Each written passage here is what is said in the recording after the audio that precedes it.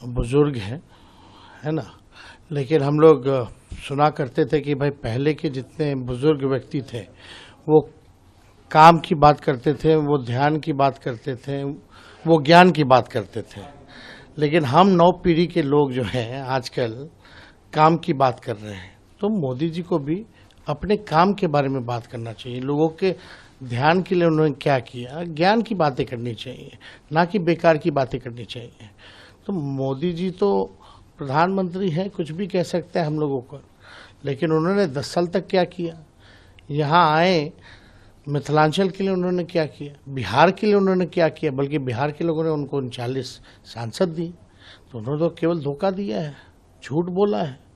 इसलिए तो हम बोल रहे हैं, जो बुजुर्ग होते हैं काम ध्यान की बात करते हैं और ज्ञान की बात करते हैं। कल दरभंगा आके जिस तरीके से आरोप लगा रहे थे कि आप लोग की सरकार आएगी, तो पहले तो सोना चांदी की बात हो रही थी, लेकिन कहा जाता है कि आप लोग जो ओबीसी SC ST का रिजर्वेशन वो भी छीन के आप मुसलमानों को देने का प्लान कर रहे हैं। ये देखिए, ये तो बेकार की बातें हैं। हमने पहले भी कहा कि भाई कर्पूरी ठाकुर जी ने सबसे पहली बार जो है आरक्षण देश में दिया।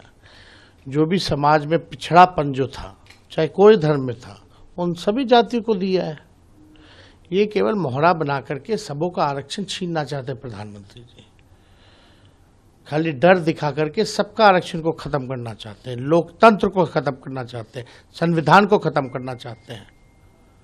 हम लोगों ने बिहार में 75% जो आरक्षण दिया उसको शेड्यूल लाइन में क्यों नहीं डाल रहे? उसमें किसका किसका बड़ा है?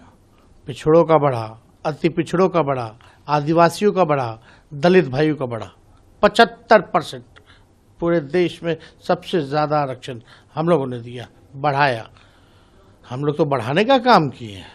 आप किस आधार पे कह रहे हैं कि वो आएंगे तो संविधान और आरक्षण खत्म कर देंगे? तो लगातार वो कह रहे हैं आरक्षण, जितना संस्थान था भारत सरकार में जहाँ नौकरियां मिलती थी आरक्षण के आधार पर, वो सारे संस्थानों को निजीकरण कर दिया, तो आरक्षण खत्म हो गया। संविधान की बात तो इनके नेता MP कैंडिडेट सब चिल्ला चिल्ला करके कह रहे हैं कि हम आएंगे तो संविधान खत्म करना है। बीजेपी, हमने कई वीडियो शेयर किया।